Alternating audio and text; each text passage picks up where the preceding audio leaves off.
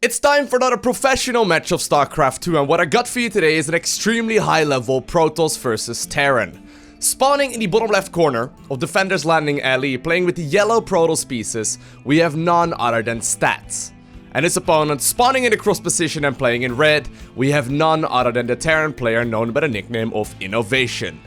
Now both of these guys, of course, extremely high-level players. Stats, the most recent GSL victor in StarCraft 2. Of course, GSL is one of the two premier tournaments in the game over in Korea, and of course that does make him one of the very best Protoss players in the world right now. Now, INnoVation actually, he recently, just a couple of days ago, won the SSL Grand Finals in dominating fashion, and that is indeed the second premier tournament as well, out of the two in South Korea. So both of these guys extremely high-level Terran and Protoss players respectively, and this should be an awesome game right here. Now INnoVation going for that really quick refinery already up in the main base, and he's following it up with a barracks as well, so that does mean that he is gonna have the option to potentially go for a rather quick factory. Most definitely the standard right now, because the Cyclone play in Terran versus Protoss has become a lot more popular, both offensively but more importantly defensively as well. Stats moving out right now with a probe after getting himself that second gas geyser. That's actually pretty interesting right here, because getting a second gas this early does most definitely indicate that this proxy, or rather this probe, is looking to put down a proxy. I'd be very surprised, yeah, there we go, if he does not put down something aggressive here. Of course, Defender's Landing, a very small map, just a little bit of flying time right there towards the main of the Terran player. So Stats most definitely looking to more than likely open up with a Stargate right here, because he's not gonna have his Nexus down anytime soon just yet. First Reaper on the production tab. INnoVation is going to be able to scout out exactly what's going on with that. Now, the reason why a lot of Terran players have indeed been getting that gas geyser so very quickly is so they can indeed follow it up with a factory just like this. They have been blind countering builds like this, as Protoss players have just been going for super aggressive strategies like the one that Stats is going for far more often as of late. And actually INnoVation, having the star sense right there, he's already checking around. This is one of the things that makes INnoVation so very good. He generally speaking plays like a machine, but he also doesn't die to random bits of aggression. And indeed, he does find out where that Stargate is located. Super, super important scout right there, because he's going to be able to go after that pylon here right from the get-go. Now, the mothership core is already out. That does, by the way, mean as well that there's not going to be a pylon down here at the front. Normally, a Terran player will have to defend against the photon overcharge from that mothership core as well, but I highly doubt that INnoVation is actually planning on defending against that, because, you know, he killed the probe. He just now killed the probe. Now, the Adept already moving across here as well. First Oracle is in production.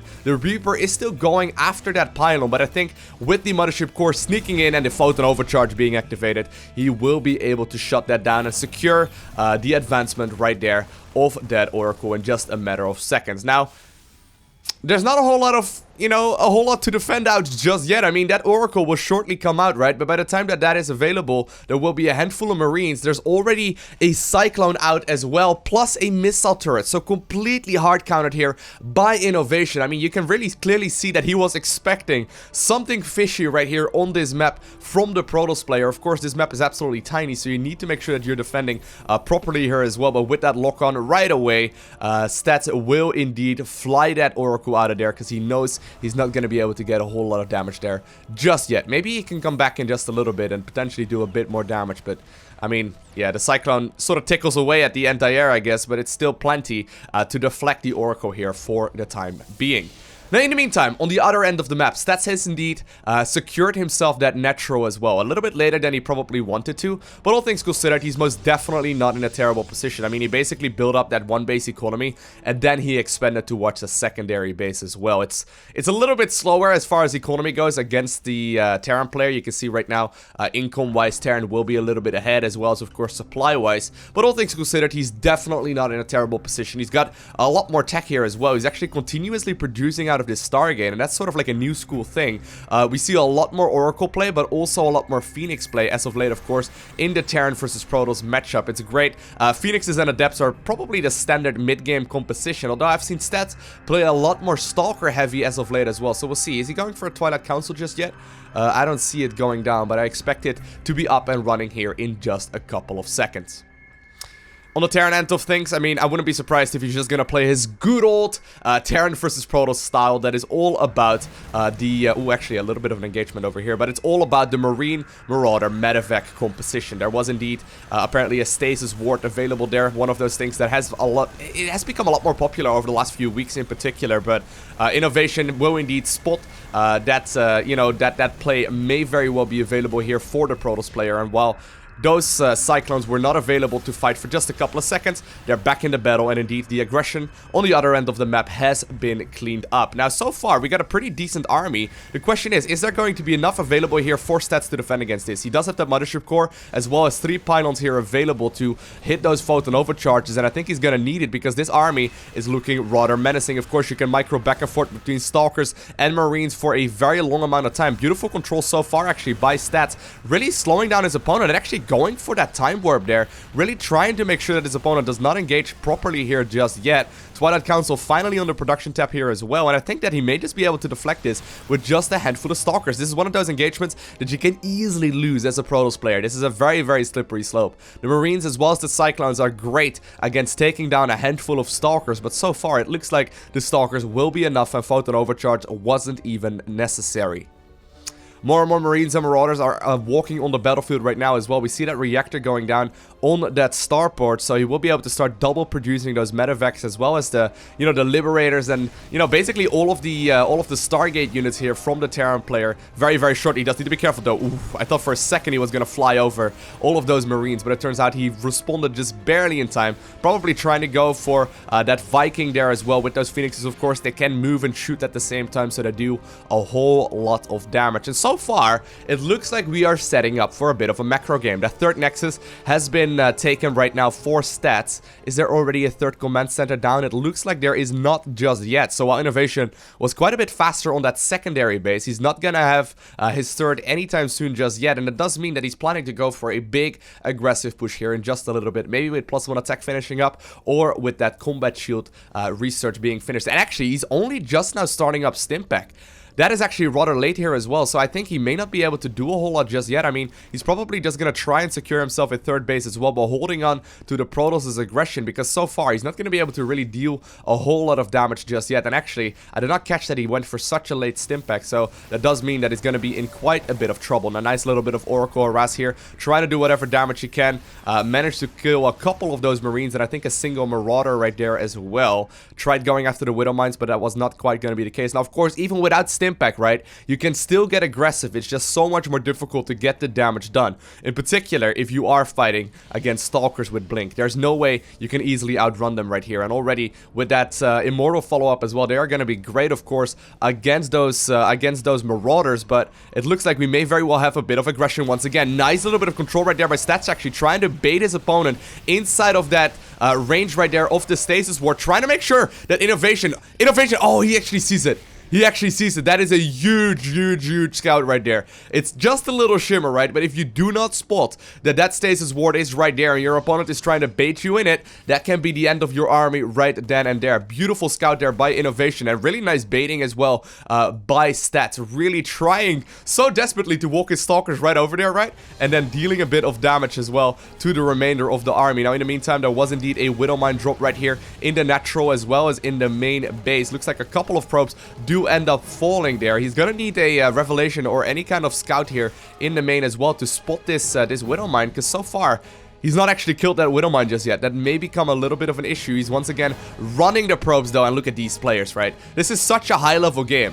This is one of those things that only the best of the best players in the world do. I mean, such a cute little move just to try and prevent your opponent from really dealing a whole lot of damage. You need to be on top of your control though, because he's not capable of dealing with this just yet. Now he's getting a bunch of pylons here, no cannons or whatever just yet, so I think he needs to fly one of those oracles back into the main base. It does have revelation available right now, and deal with that Widow Mine here once and for all. Now while the Terran player was posturing for just a little bit, revelation is available in that army, and it will indeed return home here as well. And just in the nick of time, perfect scout there by Stats.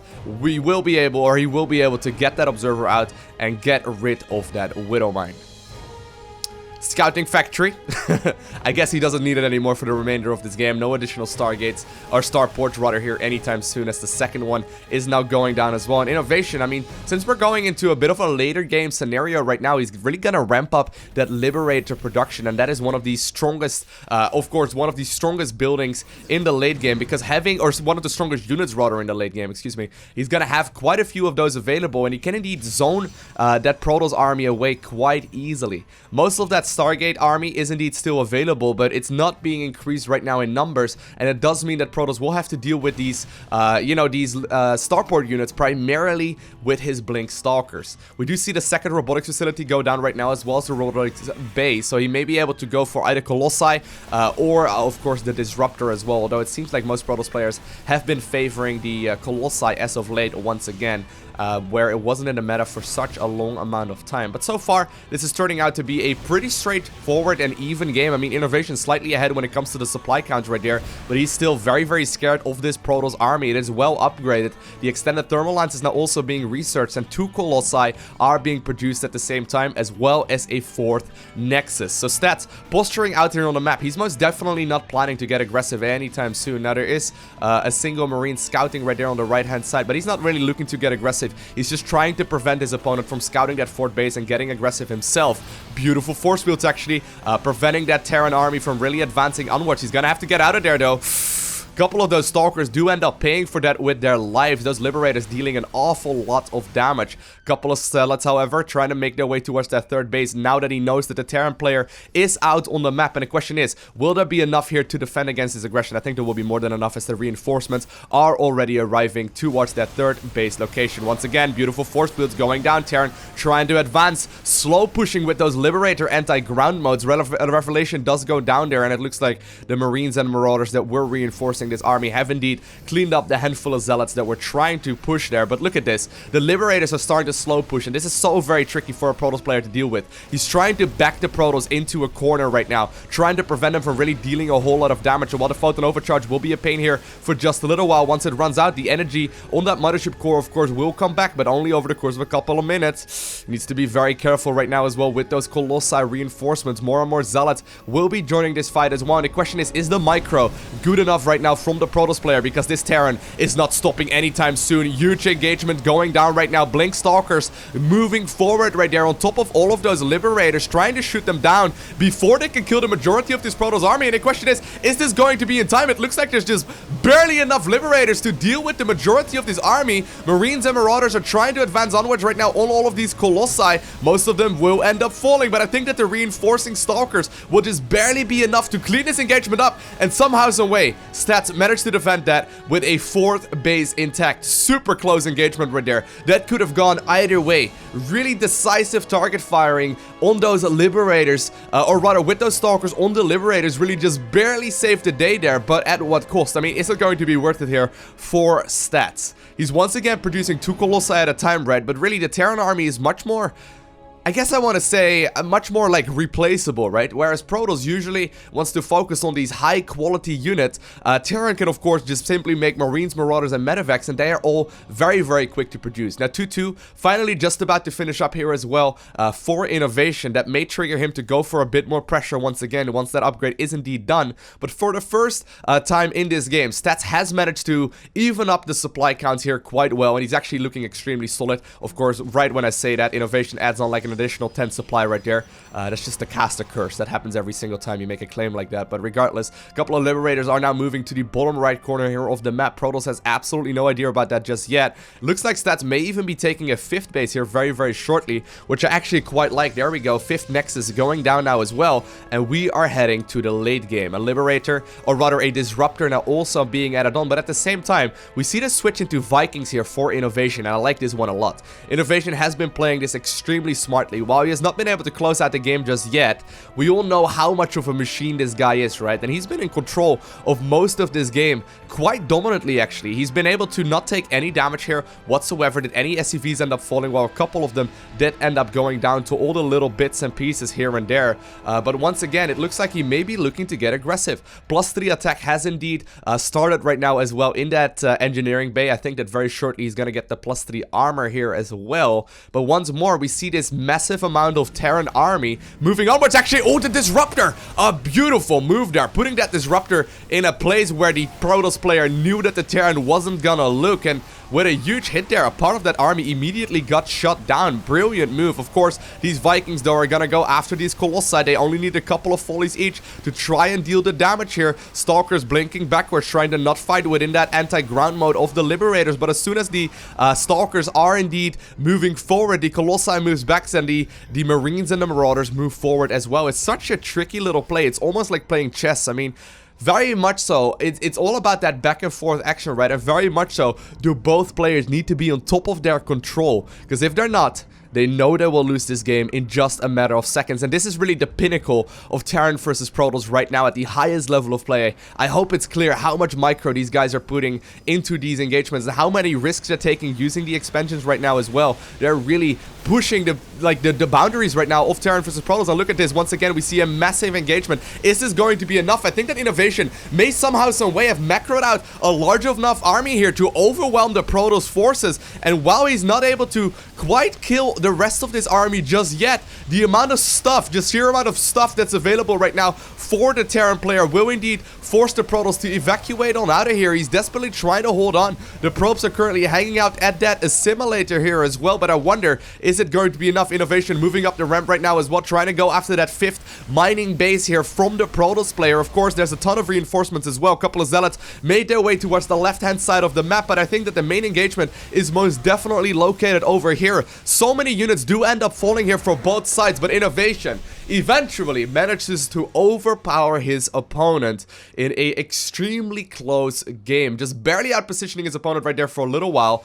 And I mean, I thought that actually stats was looking really solid there when he managed to do that much damage with just that single Disruptor, right? But it turned out that INnoVation just had a little bit too much stuff, and he ended up obtaining the victory. I hope you enjoyed watching this game. If you did, make sure you hit that like button down below, and if you want to see more, make sure you hit that subscribe button so you get a notification as soon as I upload more. And other than that, I want to thank you very much so for watching. Have an amazing day. Do not forget to smile, alright? And I will see you in the next one.